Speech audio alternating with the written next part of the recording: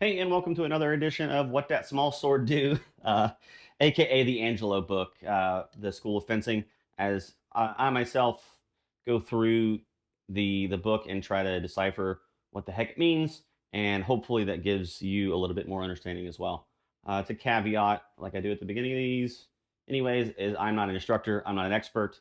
I am just a person who was going through the book. Other folks were talking to me about not being able to visualize it, so I decided to put that film degree to use for something other than taking photos of people when they're out.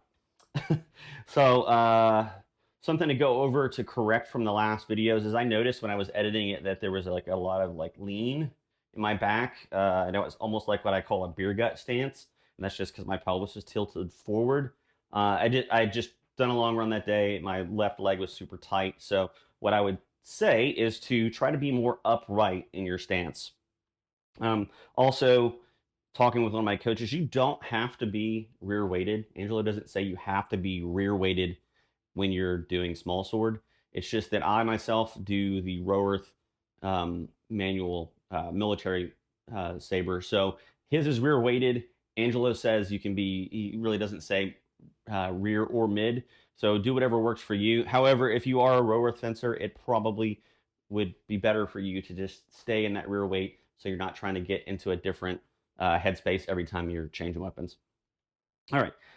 One of the things that I kind of skipped over was how to get in and out of range with my opponent. Right here we have Dave the Stave, my training dummy. Notice that this small sword is set at shoulder height. Obviously, his head would be, about another foot back from where it is. But I didn't want to have to deal with making a whole arm and all that as well. I think this serves our purposes just fine. We can move it around and it can lift a little bit as well. So if I am outside of range and I can't get to Dave, what do I have to do? I need to advance. There's a couple ways of doing that Angelo goes over. The first one is your regular advance. I'm going to take my front foot, move it forward 1 foot, bring my back foot up to meet it. Front foot, back foot, maybe a foot at a time, depending on your height. And Angelo talks about that as well. Everything is dependent on your height. Your small sword itself should be made to adjust to fit your height specifically. There is a point of diminishing returns on too short or too long. I'll let you figure that out, or I'll let some of the other experts tell you what that is. So we're going to go back into that. I am advancing forward. Right foot, back foot comes up. Right foot, back foot comes up. When I retreat, back foot goes first, front foot, back foot, front foot. All right. The other way to do that would be a more fast advance. And the way Angelo describes it is you're just bringing your back heel. I'm going to bring that back heel up to my front toes and then bring my right foot forward. Same thing on the reverse. He does mention that you can leap back, and it was pretty widespread in his time.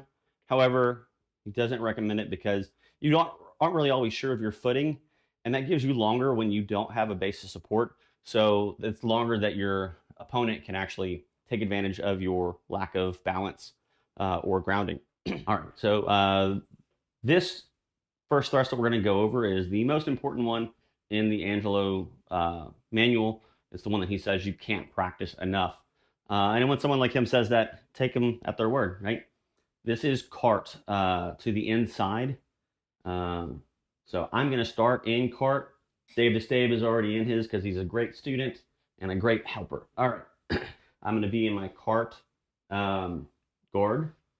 And three things have to happen simultaneously at the beginning of this thrust. One, my fingernails have to turn towards the sky. Two, my wrist has to lift. Three, I have to oppose. So what does oppose mean? It means I'm going to take the strong of my weapon or my guard and my strong of my blade and my guard. I'm going to push their tip or their sword offline.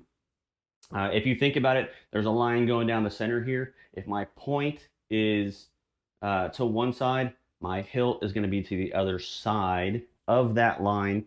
because what's happening, just like when we talked about the guards themselves, if my hilt is to the left, it's protecting my inside to my left because I'm a right-handed fencer. My point is to the right or to my outside because again, I'm a right-handed fencer, but that's protecting both of those. Point is threatening, so they're not going to come to that side.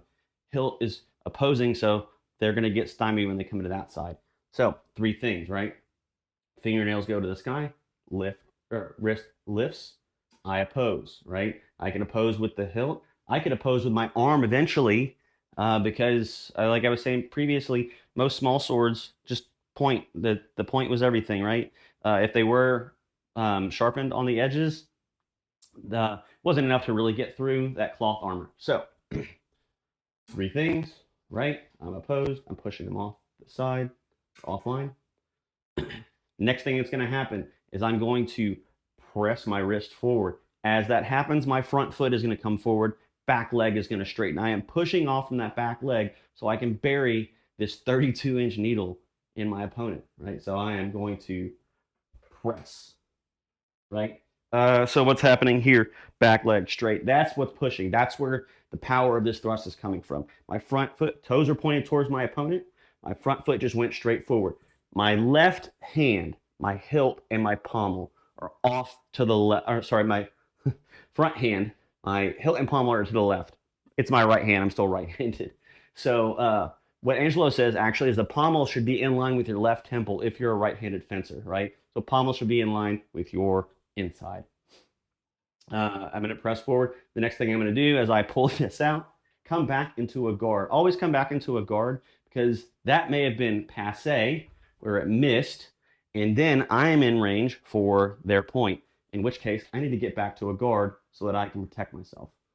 And that is the carte thrust to the inside. Okay, we are on to the thrust in tierce, right? Actually, if you look, it's this one right here. It's a great one when you can accomplish it.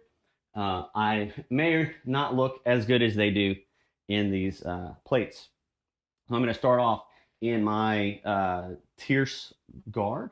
So to the outside, right? My fingernails are going to be pointed down. My hilt is going to be towards my outside. For me, it's to the right because I'm right-handed. Point is still going to be threatening my opponent. Dave the Stave already got into tierce for me. So even bend in my knees, a little bit more for me in my back leg because I like to do rear weighted. Backhand is up. So I'm going to lift my hand and oppose my opponent to the right so I can cover my face. As I do that, my point is going to drop.